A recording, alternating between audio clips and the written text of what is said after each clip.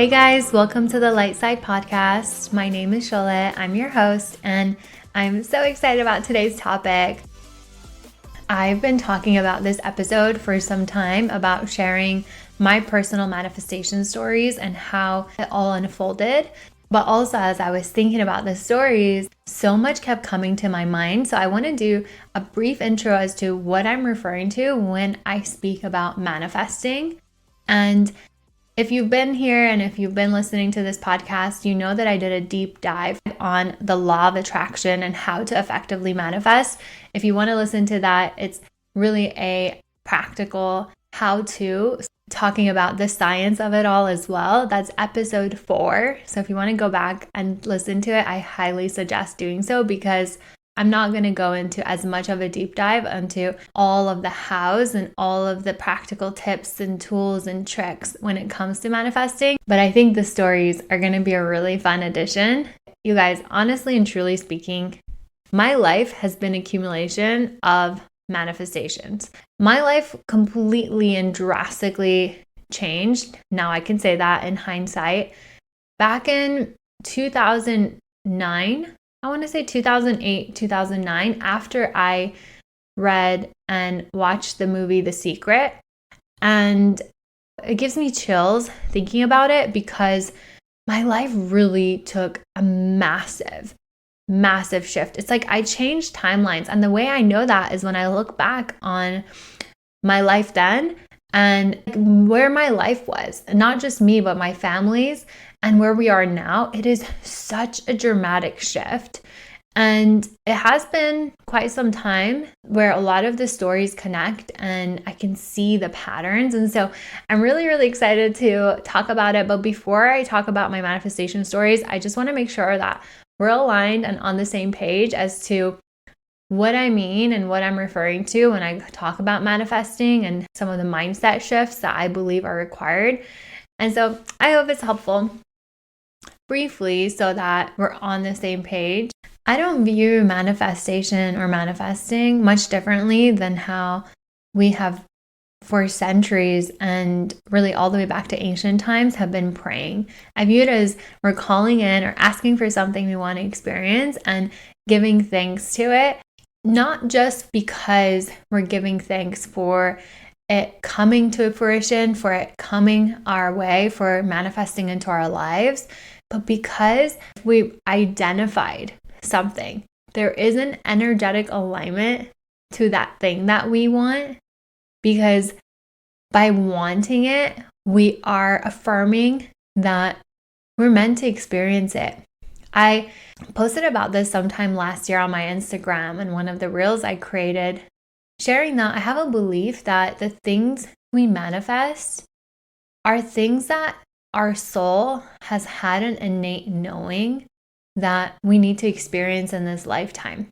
Whether it's as a lesson or blessing, that's TBD, to be confirmed, but giving thanks for it. One, some people think that it's all about the law of assumption or being delulu and saying that, oh, I already have it, which yes, you can, because it's all about matching to the timeline. But the way I'm proposing to think about it, kind of a mindset shift that I'm suggesting, is to think of it as, thank you. I'm so grateful for this, because I now have identified that there is something I want to experience. And because I want to experience it, I'm ready for it, and I'm going to align my energy to it. It means that I'm already in alignment with it. And now I need to really tune into that frequency more to really strengthen the connection. Think of it as like tuning into a radio station. There are some radio stations, as you're finding it, you are, hearing fuzz. And then once you really hit the dial, you can hear clearly. It's like tuning your energy into it so much, aligning yourself to it so much that it becomes so clear that you start receiving. And so really prior to that, when there's the fuzziness, you're seeing maybe hints and signs and maybe a little bit, but not all of it. Really, I love the radio analogy the best. It's a really popular analogy when it comes to thinking about manifesting. And I highly suggest it as like a way of keeping yourself on track when it comes to like Why haven't I received this yet? Think about the radio. Think about tuning into it and aligning your energy to it. If we are able to really get into that energy of gratitude, of that deep level of faith, there's this deep rooted trust that what you want can be and that it will be. So why not give thanks for it now? Because the sooner I shift my energy to that of having it, because we know it's only a matter of time, the sooner we'll align with it.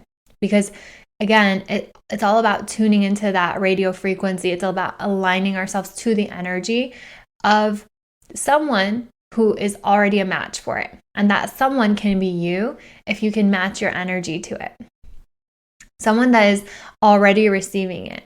And that is so powerful. It's seriously the secret sauce. And I want to clarify if I'm losing anyone that tends to have a very logical mind about manifesting. If you're that person that automatically starts thinking about the how, I have something to share that I think will help make it click even more. But before I say that, just think about someone who already has a lot of opportunities because they've been successful in their field. Think about someone, maybe it's the wealth that you want to acquire. Maybe it's someone who has the relationship. Maybe you're out of a job and you've been applying to jobs for some time and you're losing hope and you're like, I just want a job. Like, I just want a job already. Well, what I suggest you do, think about what you will do once you have that job. What will your routine be like?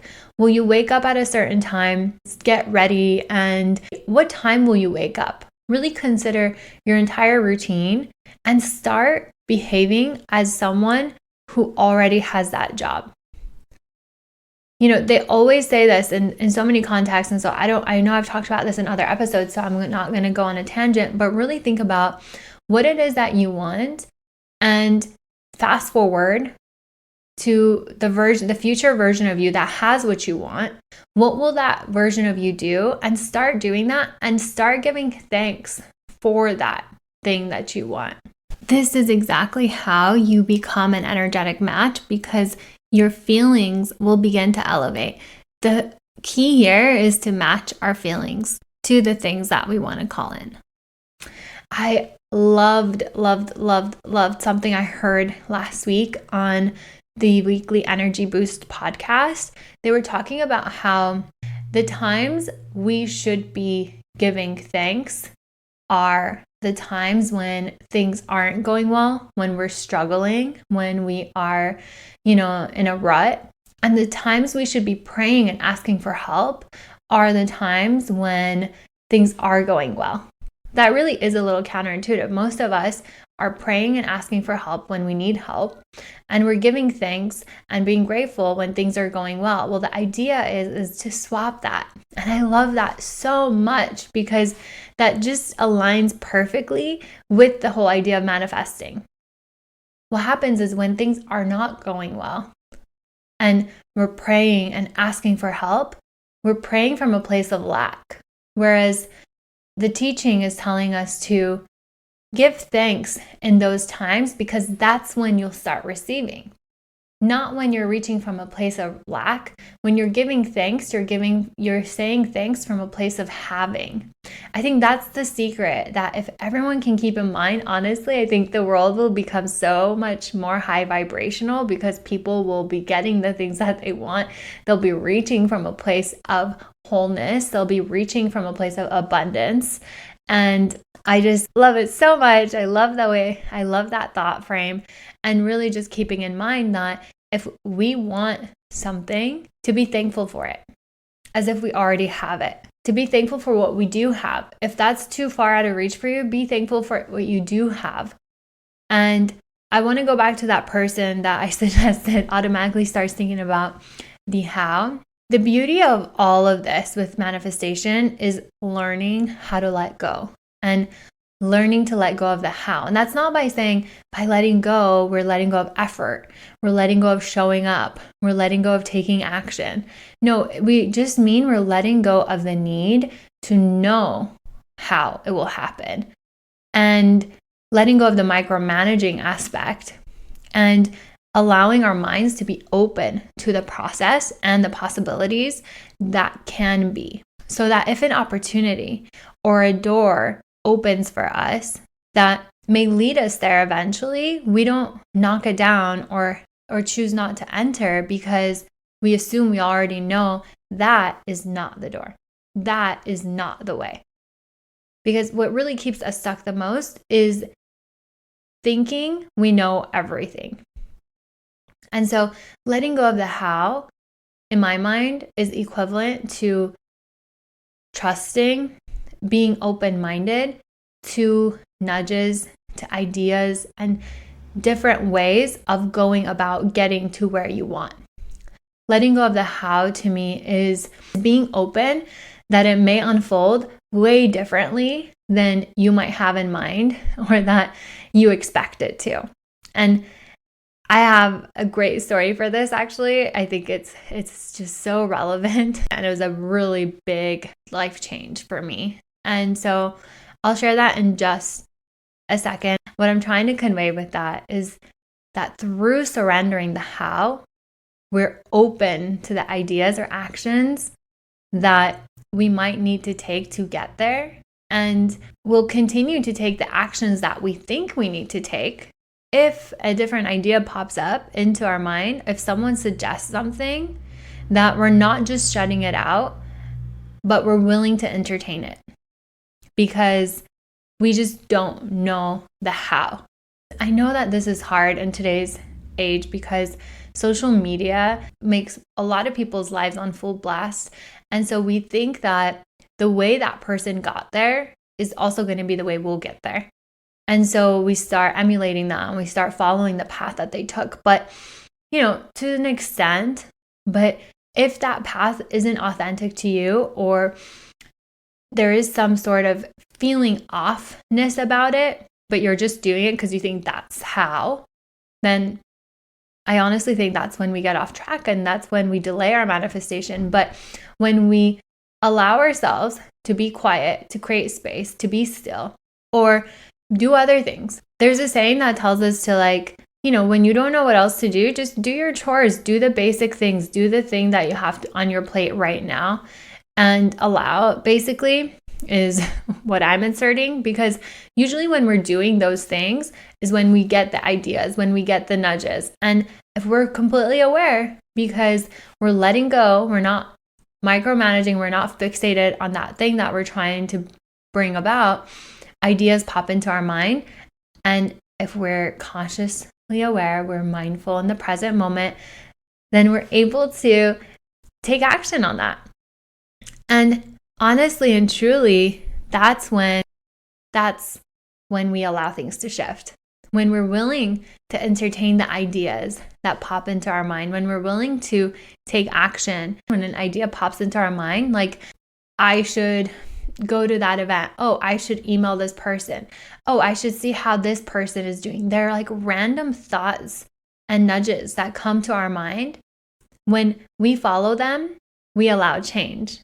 And really, to bring it all together, I'll give you the example that I just mentioned from my life that I think just blew my mind. Something else that I want to add before sharing the story is that there is a need for us to find this balance of being really clear about what we want, trusting what we want with belief and certainty that it's possible, but also letting it go and not suffocating the life out of it by needing it right away, right now, by really not having a dependency on it. Because truly, would you need what you want so badly if you already had it? The secret is being in that energy of having, by being grateful, by being at peace and accepting what is. And then because you're in that energy of acceptance, of peace, of not needing things to be any different, it happens. And the how or the way is unseen sometimes. And sometimes it surprises you, not because you didn't want it anymore or that you completely forgot about it, but maybe that could be the case, but it surprises you because you didn't really need it anymore. And the fact that it's there now is a surprise. I like to think about it like this. I like to think that everything has energy, because it does. And first creating space for the energy of what we want, then the physical form will appear. Whew, I think that's a really good mindset shift and a great way of putting it. Ooh, let me say that again. Okay. So if everything has energy, which it does, in order for it to come into our lives, we have to first create space for that energy. Then the physical form, the physical manifestation of it will appear. I love that so much. Okay. I honestly think that is a very concise way of putting it. Okay. So let me share the example, the big life-changing one, which honestly, I had it completely wrong on the how, all of it, basically.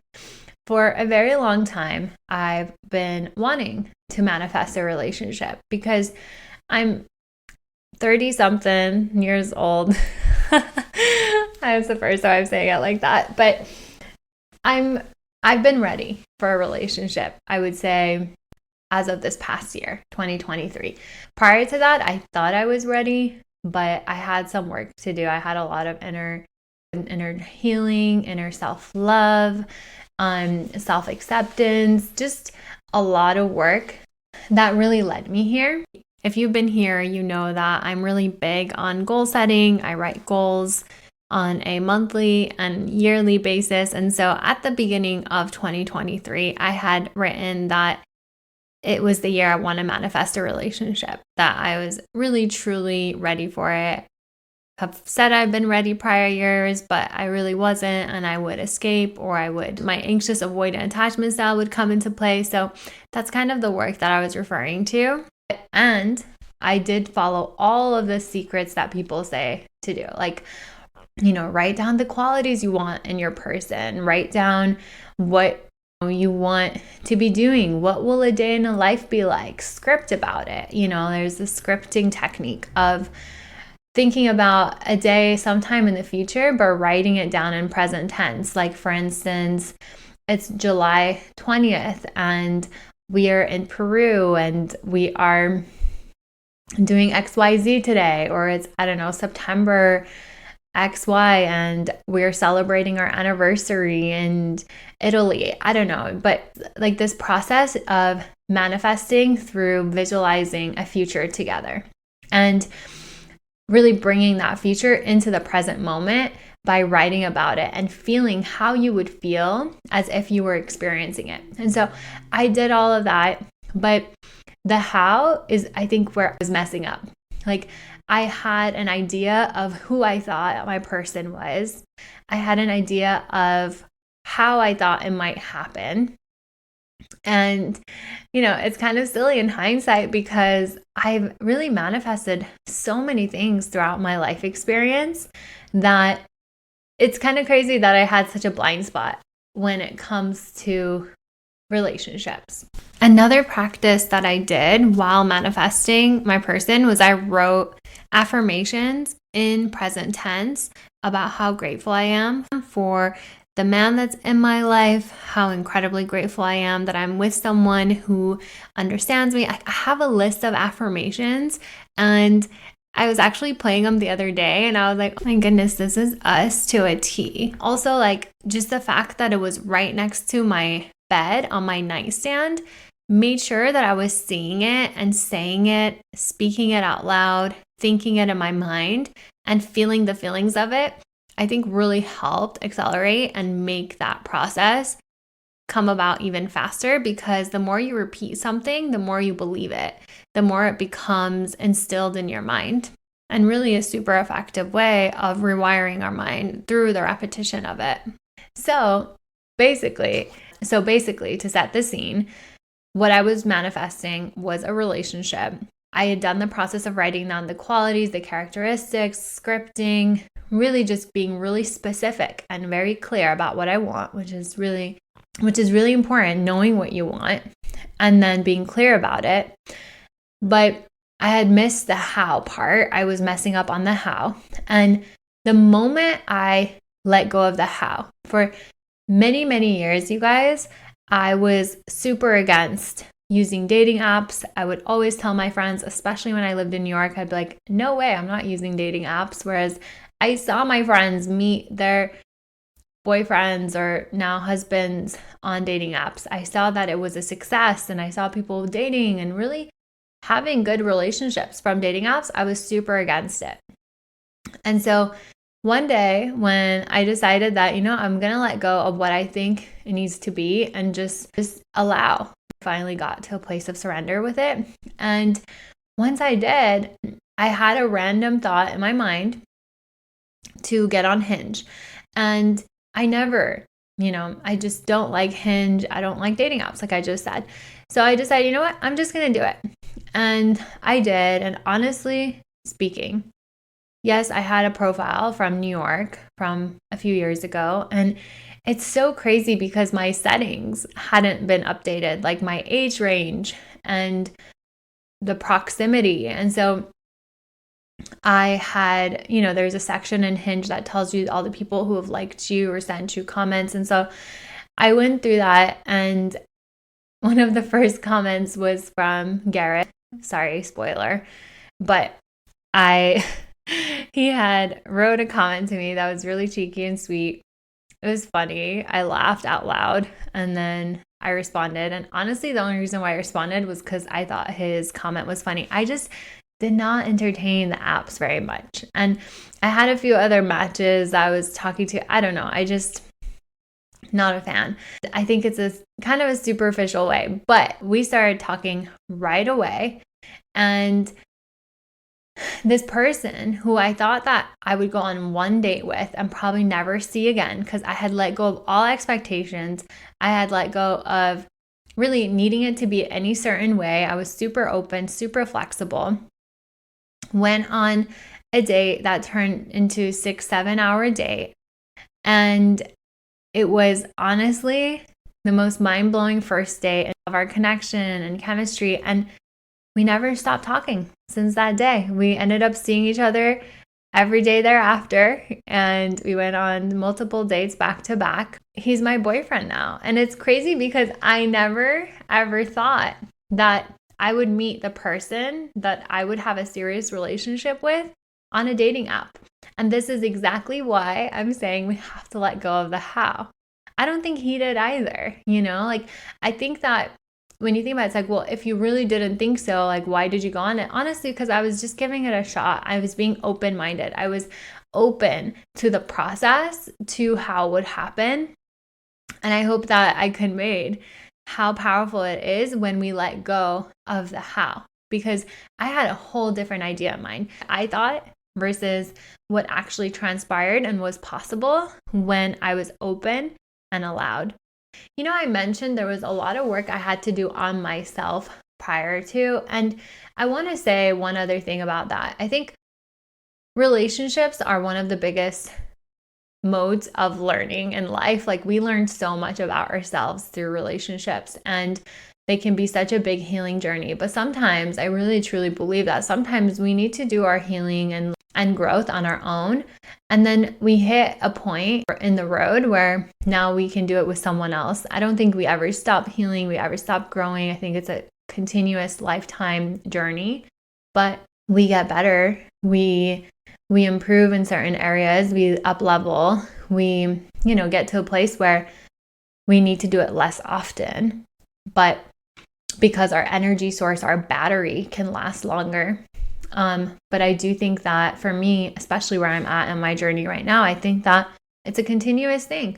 A lot of people ask me how I feel the way I do most of the time, like how I have so much energy. And it's because of the daily work I put in to my energy. And I think that, this is just coming to my mind. If you're listening to this and want to do some of this work together, just reach out to me. I really love working with people on this, and I find so much value in it. And I genuinely mean that, or otherwise I couldn't sit here and tell you this. Like, it's something that you need. Just DM me or email me. I love hearing from you. Going back to the story that I just shared, it was honestly unplanned when I was thinking about creating a manifestation stories. But when I was talking about letting go of the how, it just felt so relevant because, one, it's such a big recent development.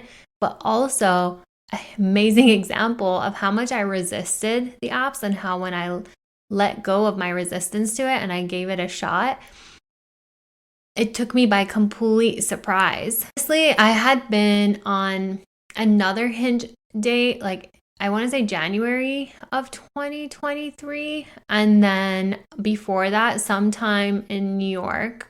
I don't know what year.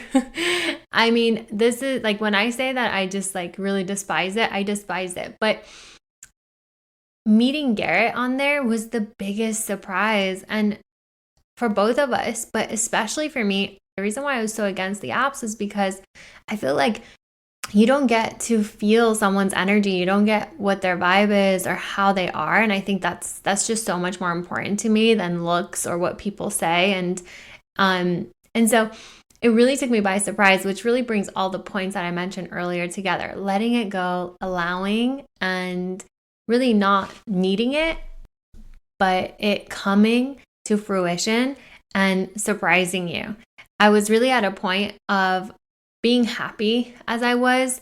I was at a point of just of radical acceptance. Like I remember literally journaling in early December, writing, and even in November as I was closing out yoga teacher training, just coming to terms with the fact that it was near the end of 2023 and I was so sure and so certain when I was doing my manifestation work that this was the year 2023 be the year where I'd finally be with my person.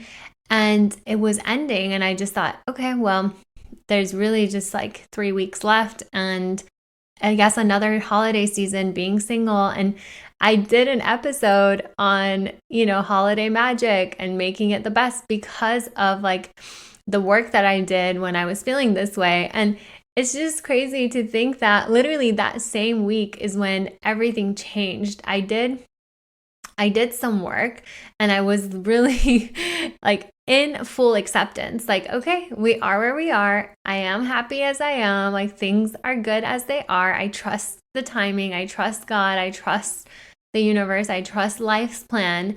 And as soon as I did, I accepted, it happened. It came into place. And I don't think I've ever been in that radical acceptance before, especially in terms of relationships. I was always unhappy about it. Like I couldn't catch a break. But then I shifted into acceptance, just being okay with everything as they were and let go. And then the ideas kept coming up. The thoughts came into my mind. I was on a high flying disc. I had just come back from Hawaii a couple weeks before.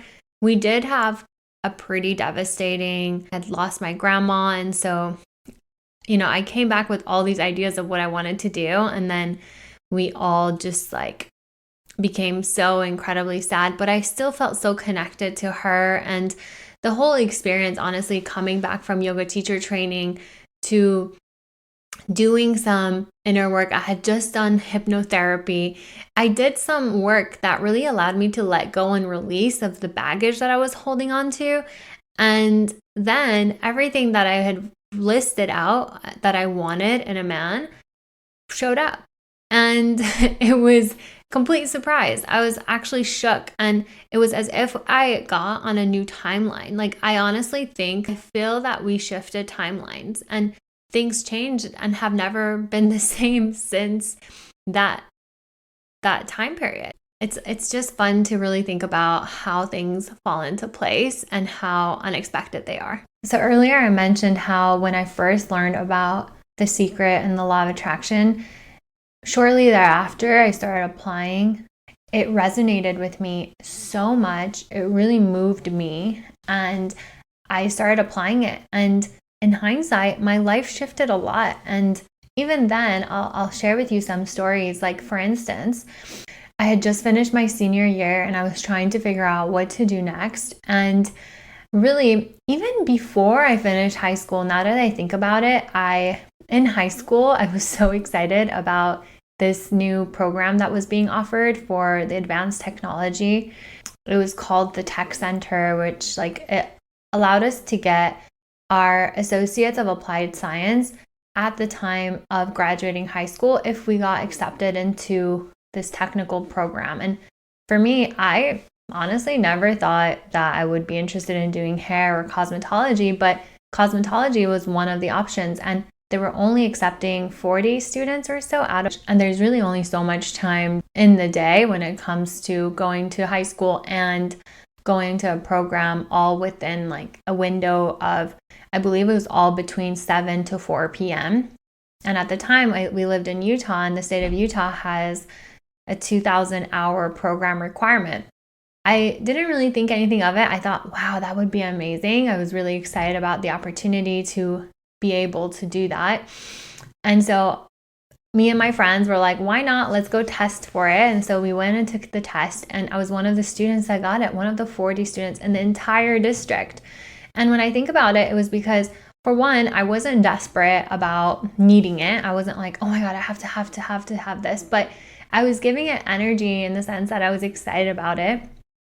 And I was optimistic that I did well on the test and that I could, qualify for it, because ultimately it accounted for both high school credits and college credits. So you had to demonstrate a certain level of knowledge in math, English, etc., I think. And so anyway, I ended up getting it. I ended up graduating high school with an applied associate's in science. And so that ended up giving me opportunities in terms of scholarships. And I ended up doing a competition, which resulted in me getting a scholarship to the University of Utah.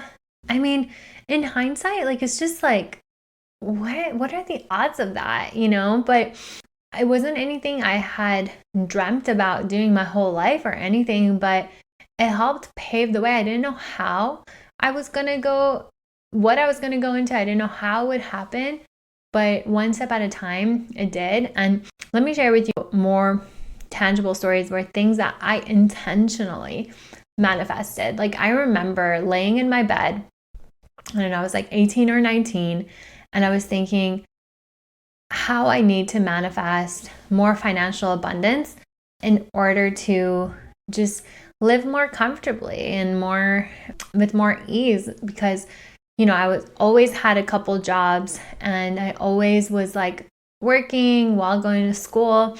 I had a job since I was literally 14, and I remember going to bed literally every night thinking about how it would feel if my finances were in a better place.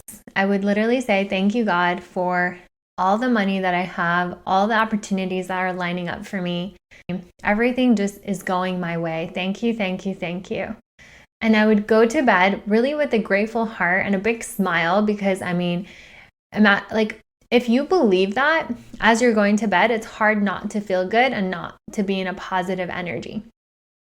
I ended up learning about various scholarships and ways of getting my school paid for very, very randomly through my boyfriend at the time. He helped me so much, but I feel like I wouldn't have even been looking down those paths, those means, had I not made the intention to be more abundant and to have a better financial situation. And as a result, attracted so many different ways of getting the money that I needed, of manifesting the opportunities, of manifesting like the abundance. And I ended up having really high paying jobs throughout college that enabled me to do well and to be okay. And so I was a firm believer right off the bat. It's so wild because I was a sophomore. I haven't even gone into my junior year in college.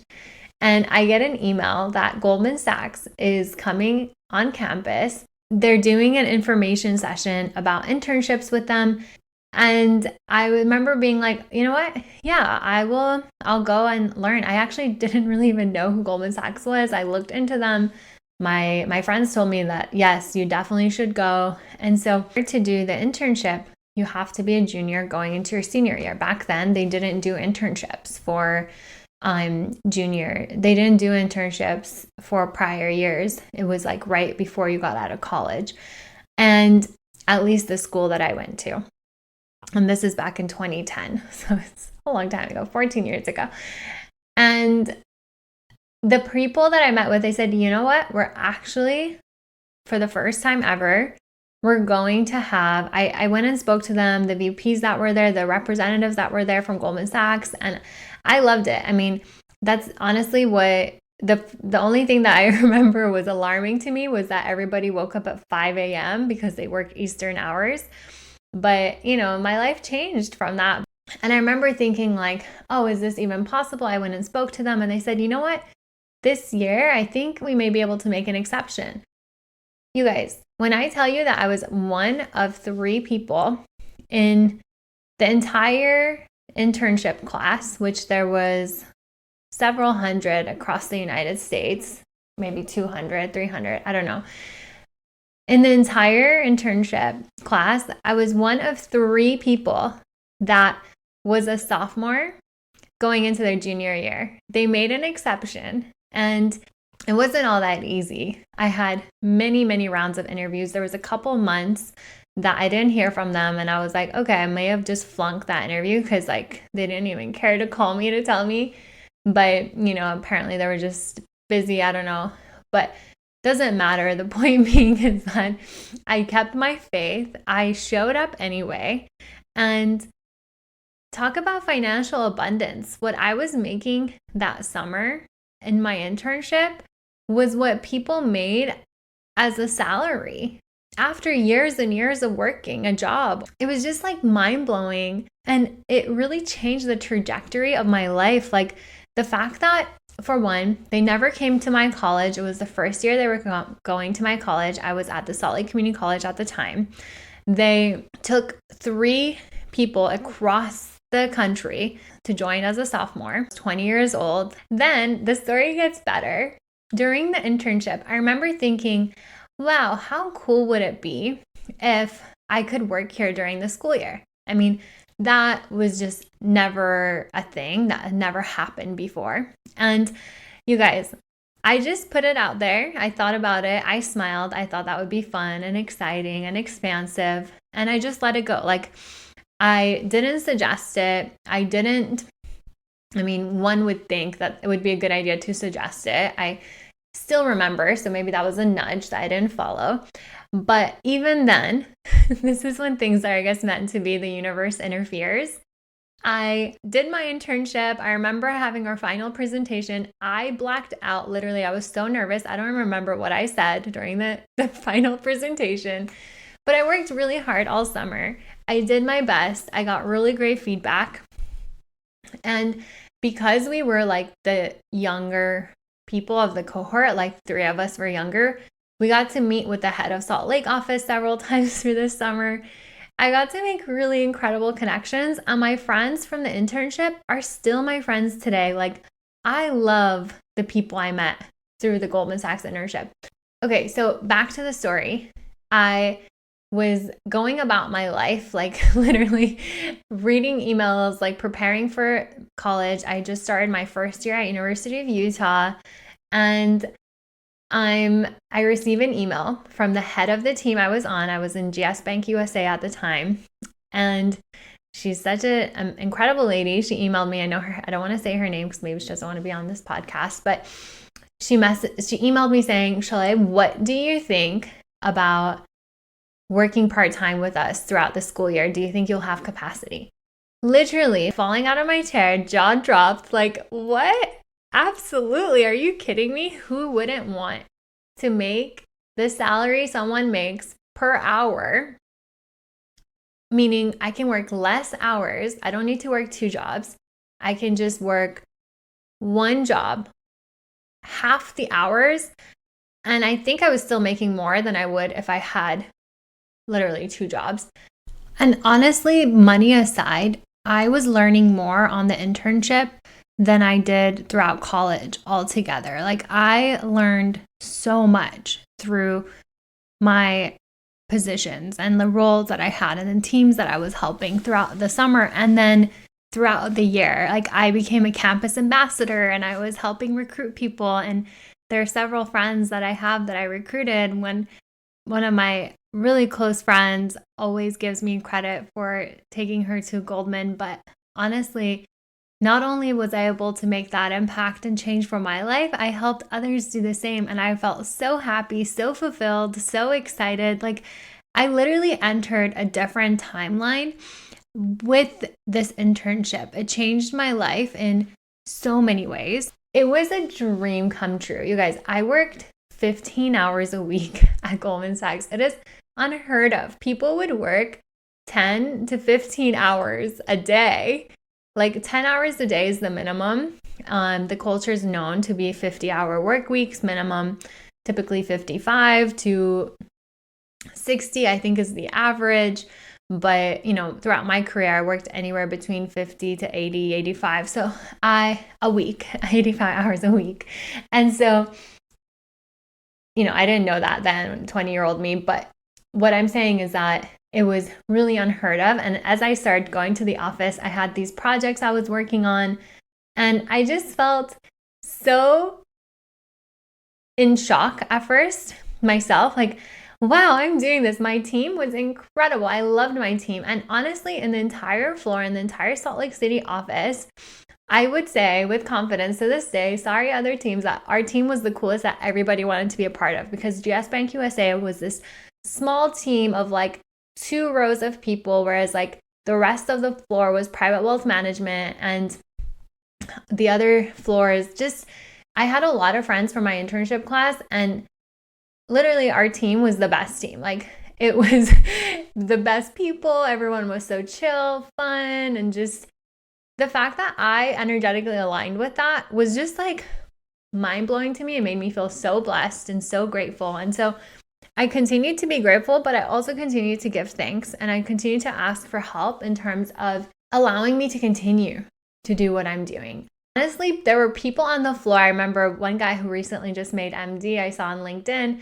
I remember he was on my floor, and I remember we got in the elevator. He's like, aren't you one of the summer interns? I remember your presentation. I'm like, yeah. He's like, what are you doing here? I didn't think any of you were left. And I was like, yeah, I got a part-time role. They're like, wow, you got a part-time role? I've never heard of that. Literally, it was unheard of. Like even if women who came back from their maternity and wanted to now work part-time, they would find someone else that wants to be part-time too, and they would share a role basically, and each work part-time hours under one head count. I don't know, it's kind of a funny way to, it's a funny model, but that's how it was back then at least. And so a part-time role was unheard of. And the fact that I thought about it, I gave it energy, I was excited about it, and I just let it go. I didn't think anything of it. I didn't need it. It came to fruition. And then my entire career really went off this premise that I would show up, I would do my best, and I always would think about what's next for me in terms of the next role, and I would start behaving and giving thanks as if it's already happened.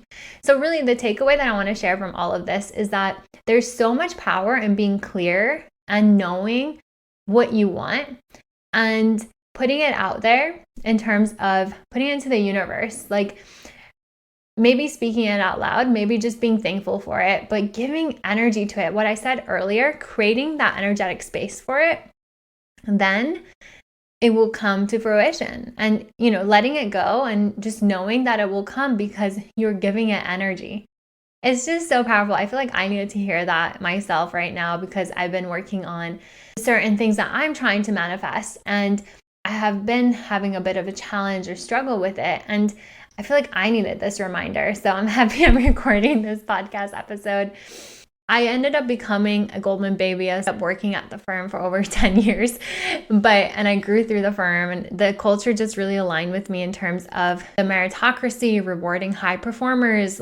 And come to think of it, my internship at Goldman ended up also helping me decide on a major because I was just studying business and I was trying to decide which emphasis I want to lead on.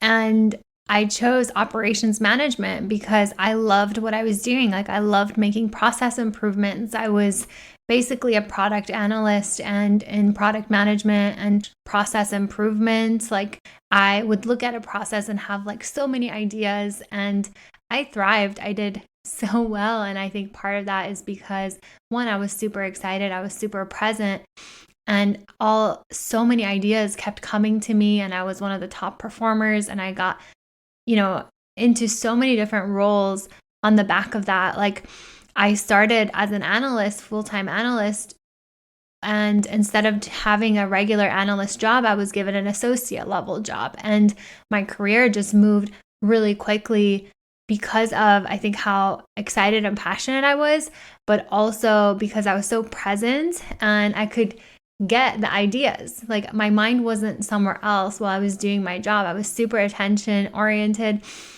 I was super detail oriented. Yeah, it's just crazy to think about all of this.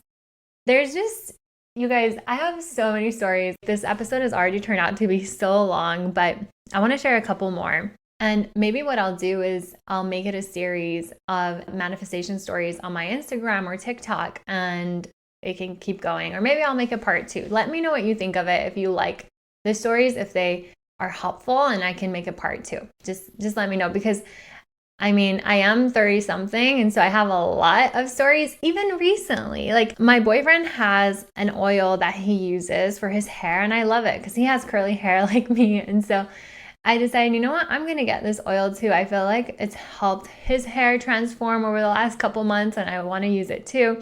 So I remember just looking at it and saying the name, being like, okay, rosemary and mint oil. Just saying it out loud, kind of putting the mental image, even though I have aphantasia, putting the mental image of it in my mind so I can find it or Amazon it later that day. I kid you not, you guys, several hours later, we ended up dropping by Marshall's, some things I had to return. And so I came across this outfit that I really liked. Like, it was right at the front. So I was like, can I try this on? And as we were walking to the dressing room, I'm just looking at the woman's stuff as we're walking, and that oil was right there. Like, I have known that he's using that oil for some time. I've gone to Marshall's several times, never seen that oil. But the day when I decided that I want to buy this oil, I see it like right in front of me. It was just like as if it was plopped right there. And so maybe, one can say, like, it's a really small manifestation, and I share it because I really manifest things on a daily / very frequently basis. Like, several times a week, things happen that I'm like, yeah, oh my God, I wanted that to happen. And so I have a lot of faith and belief in it. But granted, I've been practicing for what's now 15, 16, 17, I don't know, a long time, 15, 16 years. So I've had lots of practice. It's like second nature to me. But another way to think about it is that it's really making your point of attraction really clear to what you want. So it's not that the oil wouldn't have existed or have been there. It's not like, it's just that I didn't declare that I wanted it. And I think that's the same thing, that's the same analogy of the radio, of tuning into that channel. It's like, it's there and it's waiting for you, but you're just not tuned into it. If you have a 5-minute journal, that there is this analogy at the beginning that talks about when, you're car shopping, or you're like, you like white cars, or let's say you want to buy a white Honda. I don't know. I think that's a car example it gave. Then you start seeing the white Honda everywhere.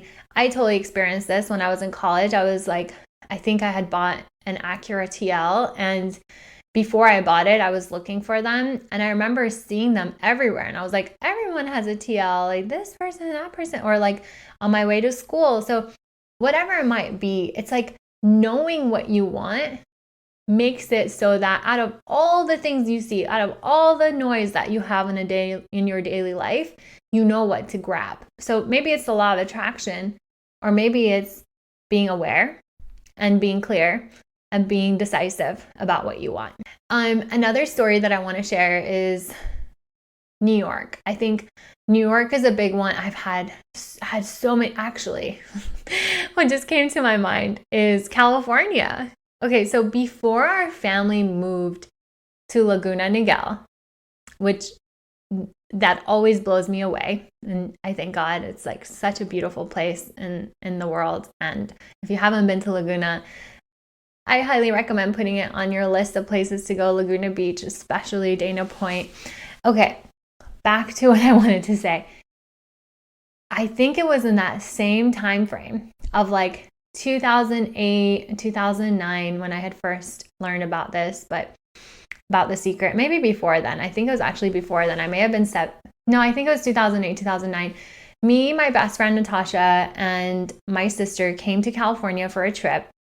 And we flew into LA, and one of the days our friend brought us to Orange County. Because I have aphantasia, I don't recall memories very well, unfortunately. But we were in Orange County, and we went to a beach in Laguna, and the beach was stunning, the Ritz-Carlton beach, and it's very beautiful. And we also went to the rooftop lounge. And I remember talking to Natasha, my sister, and our friend being like, I pointed to certain people that were in our proximity and I said, wow, look at them. Imagine what it'd be like to live here.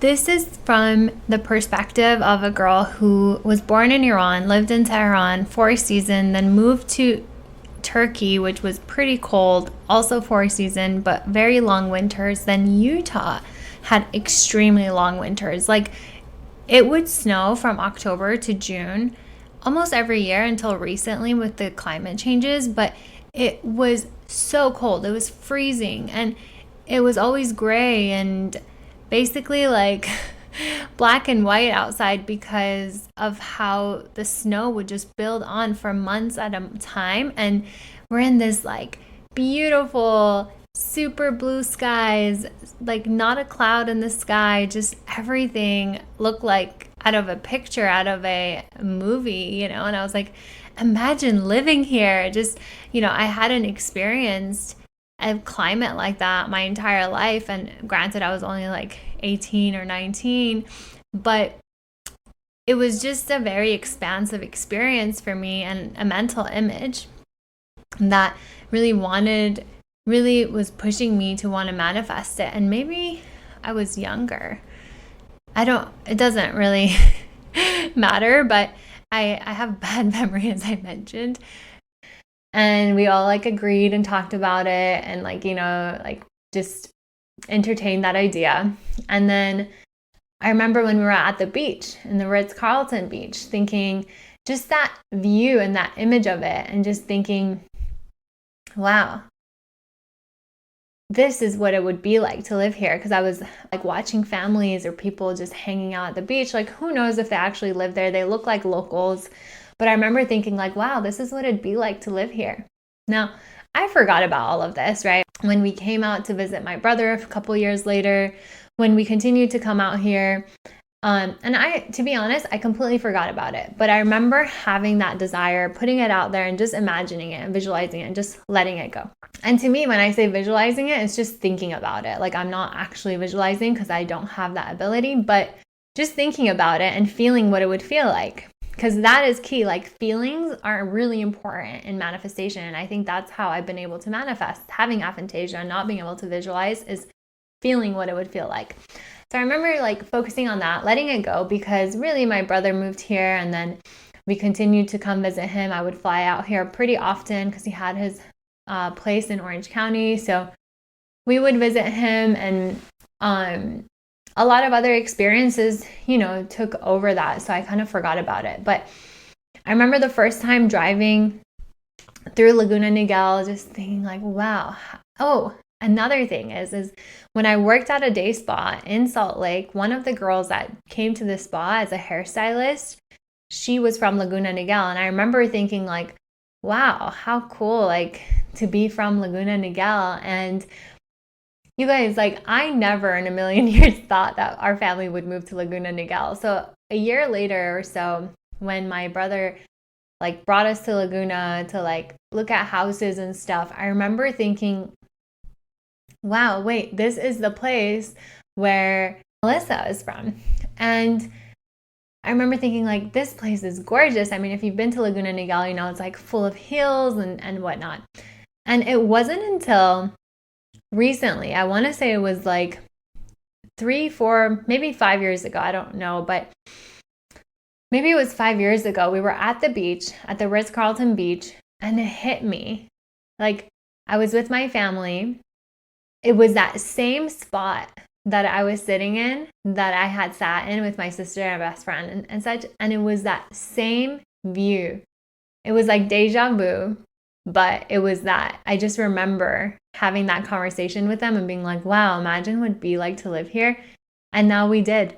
And I had completely forgotten. Because I had come to California so many times after that, especially LA, Woodland Hills, like Santa Monica and Newport Beach, mainly Irvine, mainly like other parts of Orange County. And I had just forgotten.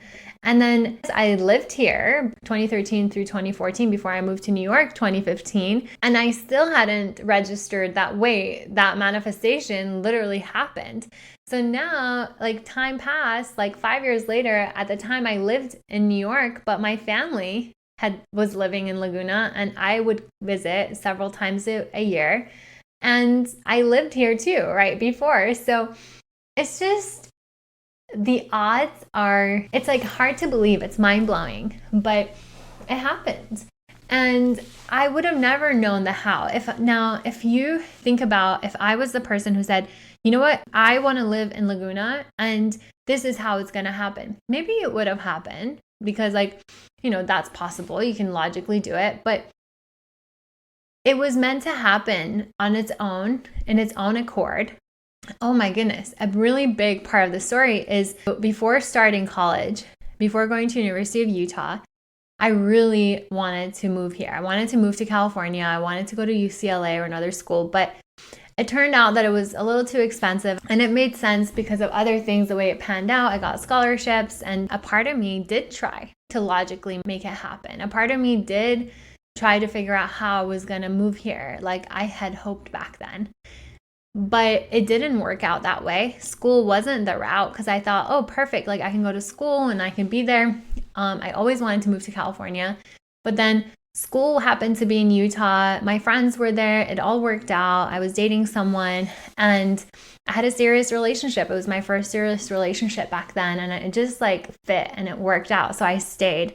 And then Goldman Sachs happened. And I remember thinking, wow, if I hadn't stayed, Goldman would have never happened. And then when my family was ready to move to Orange County, they were ready to move to Laguna Niguel, I wasn't going to move with them. Initially, I was like, no, I got an apartment downtown Salt Lake. I moved out because my family was moving. And once they moved is when I decided, you know what, I'm going to move too, because Utah just didn't feel like home anymore. But I remember thinking back then, this was like literally 11 years ago. I remember thinking, wow, I never thought my family would move to California before me, because I always thought like I would love to live in California. But then in between 2010 and 12, I ended up going to New York and I fell in love with the city so much. I wanted to move there so badly. And so something that I really wanted, you know, years prior, like when I was 17, 18, 19, ended up happening years later without me manipulating it, without me making it happen. And I think I had tried. It didn't work. It wasn't feasible. But something better happened. Like, if I still ended up living here, but I got the experience of going to University of Utah. I got to experience my first real relationship. I got to experience so many big lessons because I let go of the how. And I got a dream job that you could have in college. And literally I met dream friends that I have to this day. Like, these people are like so special and dear to me. And because I know them, I've made so many incredible memories across the United States, literally have so many incredible people as a result of it. And then it shaped my life for the past decade to be the abundant life that I do have, because I let go of the how and I trusted the nudges, I trusted the process, and I allowed myself to take inspired action. I allowed myself to be flexible. I had an idea, but I was willing to be guided. I was willing to be steered in a different direction.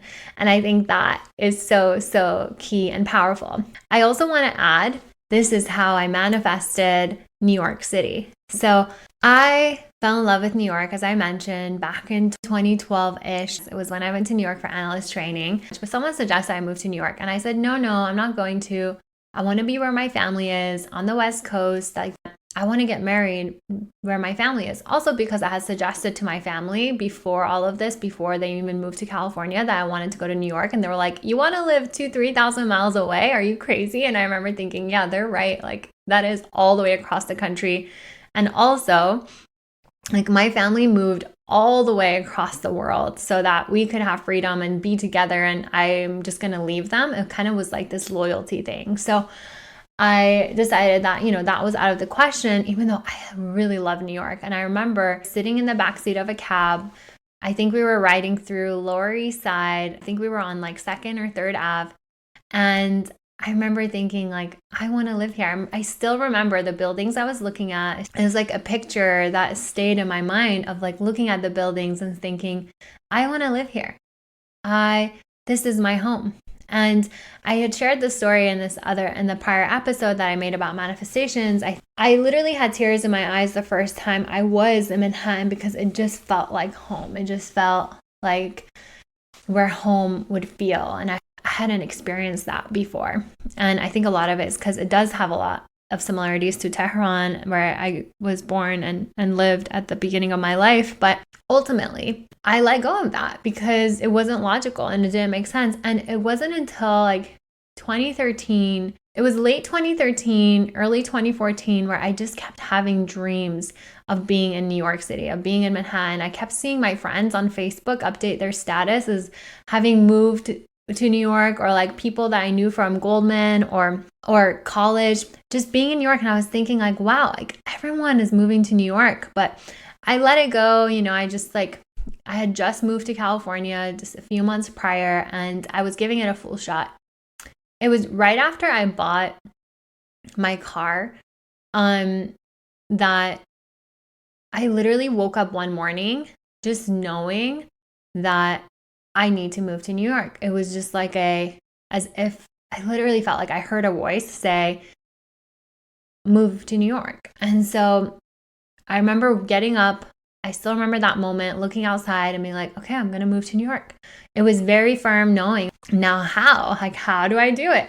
So I started like updating my resume, reaching out to people, reaching out to contacts to look at my resume, to maybe refer me to jobs. I was applying to jobs. I started like this whole frenzy of how, but then it was taking a long time. I wasn't hearing back. Things weren't progressing. I was struggling. I want to say that this is like March timeframe in 2014, February or March timeframe.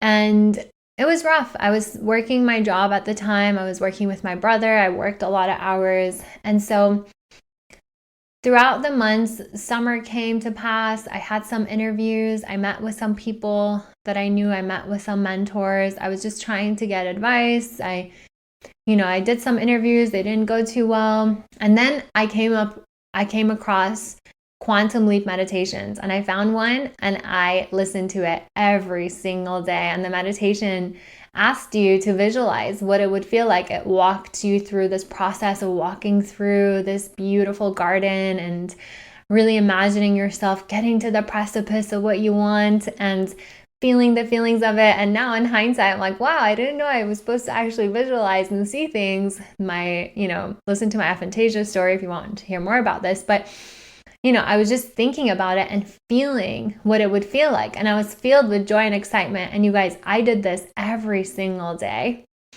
And things started to change.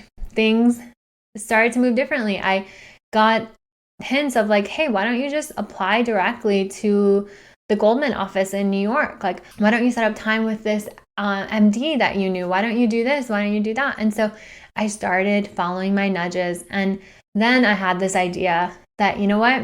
I think that the job that I have right now is taking too much of my energy. I need to make space in order for me to really take this job hunt seriously, in order for me to really do this. And there is some personal stories in the background happening, right? Like I needed to tell my parents, and like my mom knew that I wasn't really happy here because I did give it a full shot, but the energy wasn't flowing with me. I kept getting tickets, or my car got towed a couple times. Like, so many random things would happen that I was just fed up, but also just energetically didn't feel right. I felt like the universe was like kicking me out of Southern California. It was like, it's time to go. It's time to go. It was before my sister had moved here. My best friend, Natasha, she lived in LA, and spend weekends with her there, but LA just didn't feel like home. It didn't feel right. I didn't feel like I fit in. And I just kept having visions and feelings of being in New York. I would have these like really vivid dreams, which, by the way, shook me when a couple years later, some of those dreams happened. I remember being like, I remember waking up to this dream and thinking like, it doesn't make sense that I'm in NYC with XYZ people. And it literally happened. How is, again, beyond you and I. Like, the universe, or just life in general, has such a way of doing things. So much happens in the background, and we just have to trust it. We just have to believe it. We just have to show up for what we feel we should be doing right now.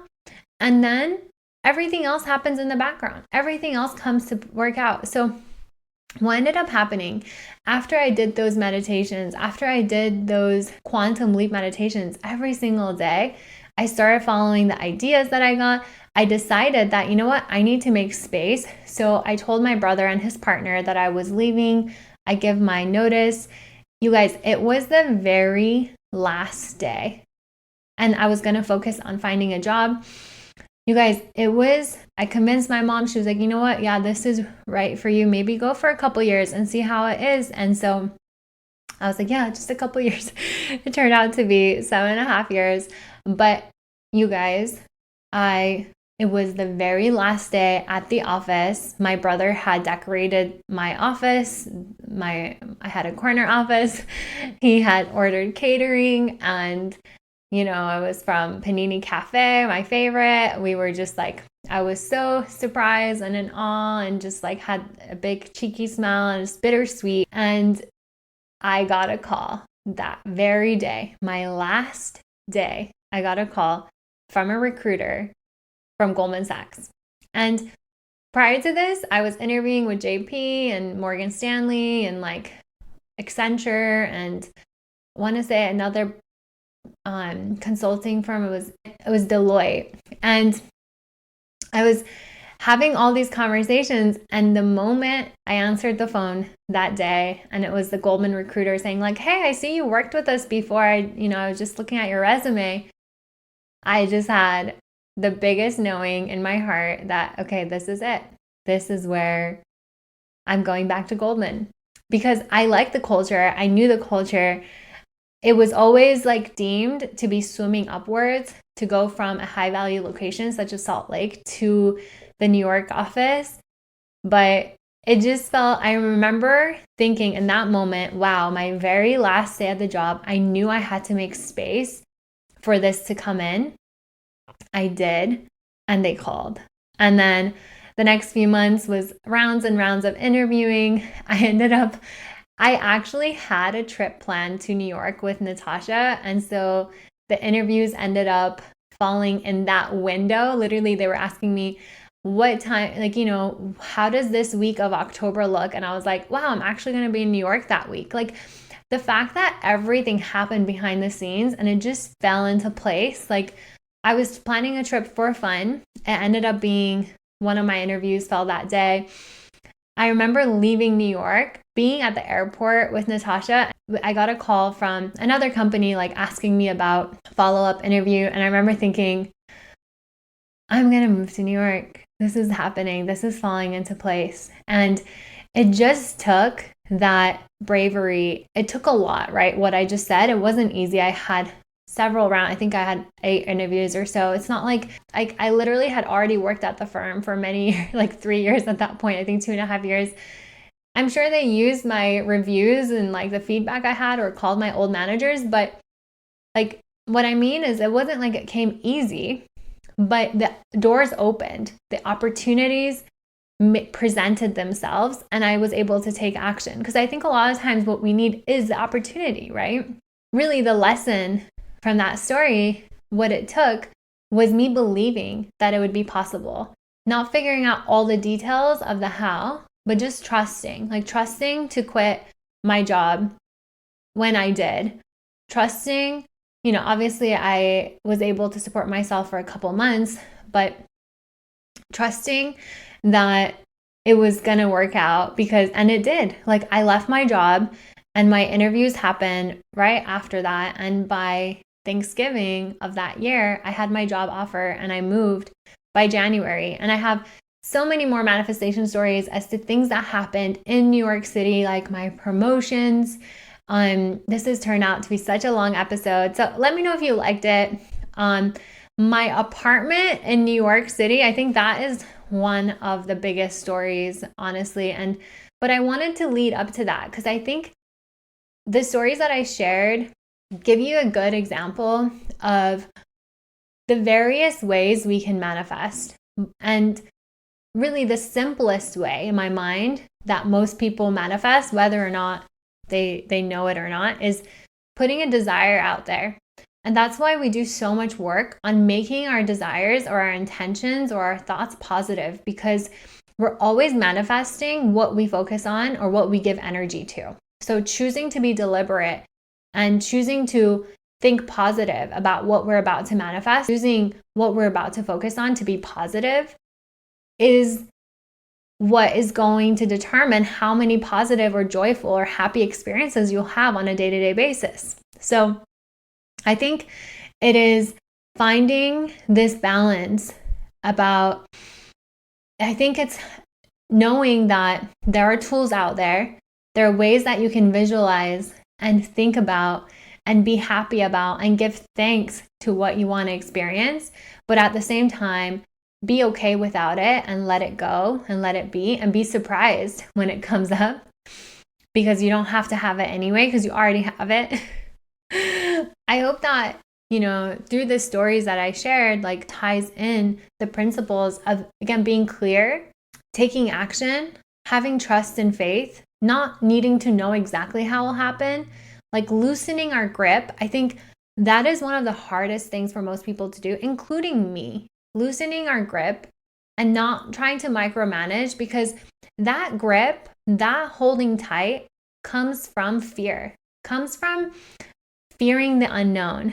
But the truth is things really shift when we shift our mindset to expect that the unknown can be positive, that it can be better than we can imagine, that the way it unfolds, that things can happen in a beautiful way, that things can unfold in a beautiful way, despite our control or power or micromanagement of it.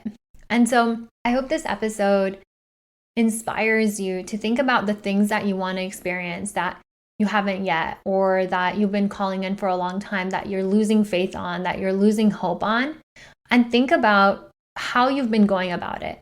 What are the thoughts that you've been having? Maybe a practical takeaway for you is to start auditing the thoughts that you have. Maybe start journaling in the morning. What are the first thoughts in your mind thinking about having what you want? Do you believe it's possible for you? If so, on a scale of 1 to 10, how much do you believe it? And really journal on why that is. Why do you not believe it?